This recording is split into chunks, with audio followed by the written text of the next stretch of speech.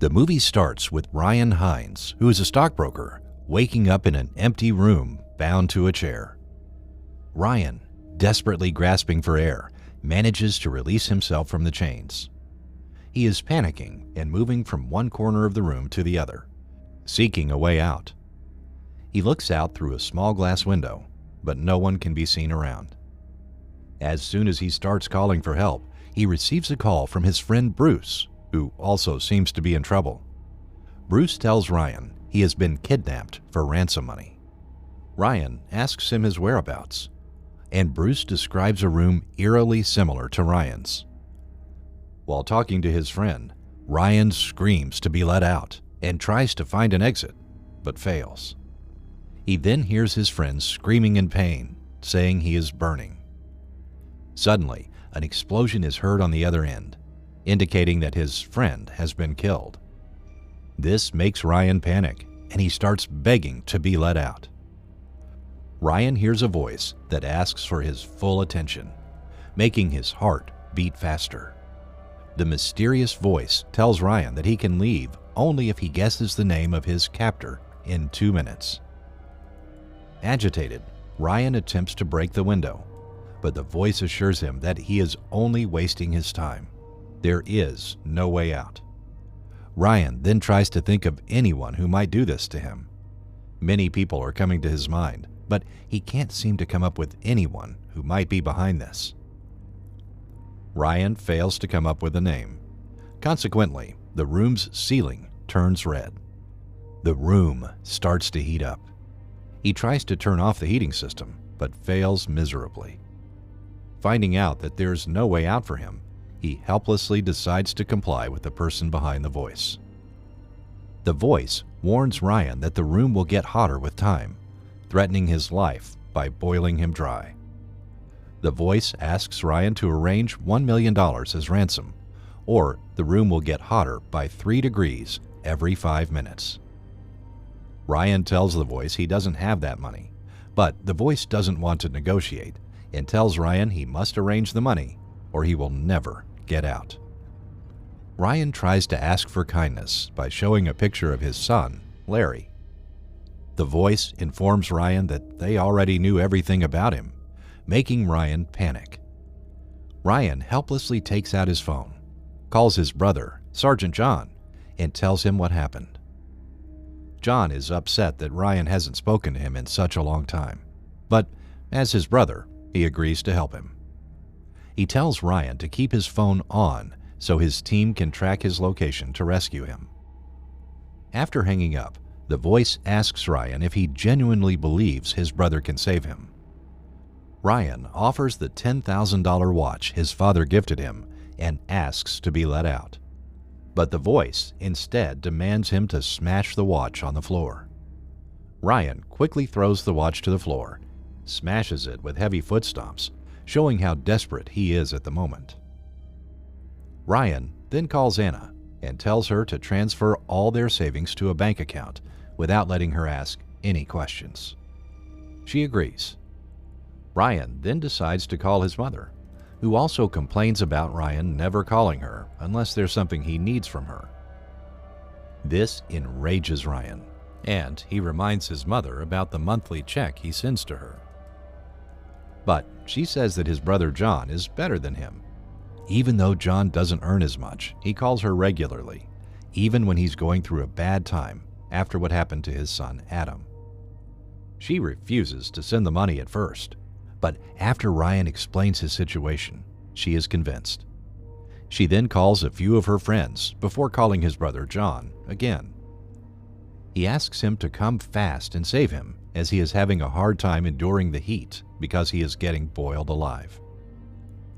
His brother tells him that he has reached the location, but all hopes for Ryan shatter when they realize his phone signal has been routed to a different location.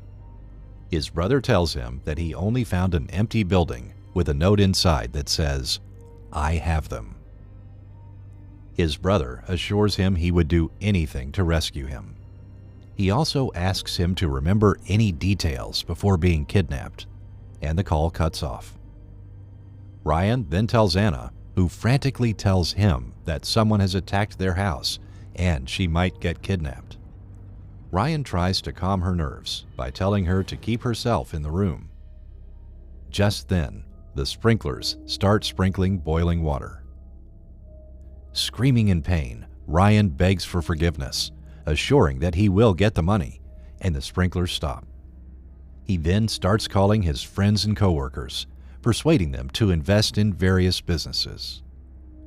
He soon begins to lose his mind with the increasing heat and lack of oxygen.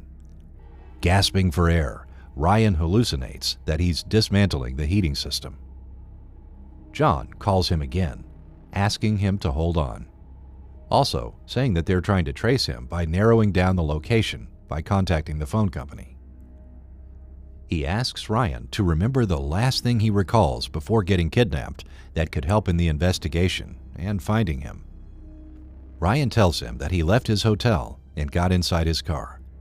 That's when someone grabbed him, but he doesn't know who it was. Just then, one of his coworkers called him back, saying he is interested in investing in his business, sending him $200,000 immediately. Ryan sends the money to the account, asks the voice to turn off the heating system as it is burning him, but the voice refuses and tells him he was supposed to transfer his own money, not someone else's, implying that he cheated. The voice tells him that they know Ryan has $4 million set aside for himself. Instead of giving them his own money, he manipulated people into giving him their hard-earned cash, so he can't get out now. Ryan begs the voice for another chance. The voice agrees, but Ryan only has 5 minutes to transfer all $4 million while the heat keeps increasing. Ryan begs the voice, saying that the money is for his family's future, but he reluctantly transfers all the money and passes out. He sees his wife Anna and his son Larry. After waking up, he asks to be let out as he has given all the money, but the voice refuses again, saying they have some unfinished business. The voice tells Ryan to drink water from a bottle hidden in the corner of the room. As he drinks water, the person behind the voice slides in a paper with a list of names and orders Ryan to tell his relationship with all of them. He continues reading the names as the voice replies with his relationship to all of them. Anna, his wife; Larry, his son; Valerie and Greg, his mother and father. But Ryan stops at one name. The voice insists that he says the name. Ryan says Leslie, and upon inquiring about her, he replies that she is no saint. The last on the list is his brother, John. The voice asks if these are all the names of people he cares for. Ryan affirms. Just then, Anna calls him, sounding scared. Upon knowing her whereabouts, it is clear that she has been kidnapped and is trapped in the same type of room as him. Ryan feels helpless. When she hears the voice, Anna questions who it was. The voice tells Anna to ask her husband this question. It then presses Ryan to tell her his true identity to free his wife and himself, while Anna listens on the other end. Ryan introduces himself, and the voice asks if it's his only name. When Ryan says that it is, the heat turns up, and he gives in. Ryan responds that he uses several aliases to persuade people to invest in various businesses, fooling them and taking all their money. The voice mentions Leslie and presses him to tell Anna the truth about her. The voice asks him to open a gift they have left for him. Ryan opens it to discover a human finger wearing a ring inside. Just then, he hears a woman's voice and instantly recognizes her as Leslie. She says that they took her finger. The voice suggests Ryan tell the truth to Leslie as well. Ryan admits marrying her only for the money, as he has done with many women, and he doesn't have any affection for her. He tells Anna that he only cares about her and their son, but she doesn't respond. Then John calls him, urging him to hold on as he will be rescued soon, but Ryan says that it doesn't matter anymore. He apologizes and hangs up. The voice instructs him to pull a gun out of a box near him and tells him that if he knows what it means, Anna will be freed. Ryan puts the gun up and pulls the trigger, but nothing happens, indicating that the gun is empty. As Ryan begins to sob, the door opens. He gets out and finds his brother John there. Realizing that his brother was behind all of this, he questions why he would do this.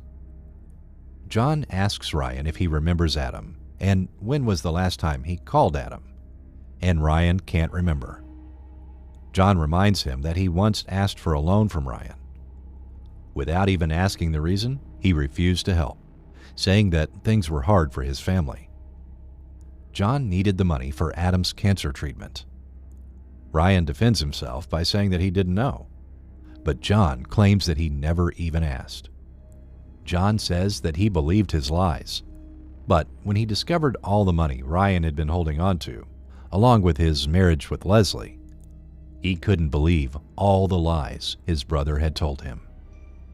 Ryan accused John of killing Bruce and Anna for his filthy plan, but John reveals that they were all a part of the plan. Just then, Anna and Leslie arrive at the scene, accusing him of being a liar, telling him that they wanted him to pay. Anna comes forward and asks Ryan if he meant it when he said he loved her. Ryan tells her with all his heart. Just as Anna comes forward to caress his face, Leslie shoots Anna from behind, finishing her. She proceeds to transfer the money to herself, only to discover that the money is gone, and she questions Ryan. John takes the chance to shoot Leslie and asks Ryan how he knew it was them. He says that Anna made the first mistake of saying she would also get kidnapped, but he never told her about the kidnapping. Then John asks him to crush their father's watch, which John was jealous of, and the last was Leslie's finger, which he recognized wasn't hers. Ryan informs his brother that the money was transferred to his account through Delta Transfer. John is dumbfounded and asks how Ryan knew about the gun not being loaded. Ryan replied that it was the only thing he didn't know about, and he didn't want Anna to die, as she was the love of his life. John suggests to his brother that they clean the scene and walk out. Nobody would ever know what happened.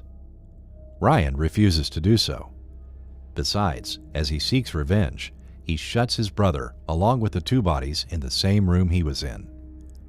Ryan wanted his brother to feel the same pain he had felt and wanted him to boil alive. The movie ends here as Ryan leaves the scene alone.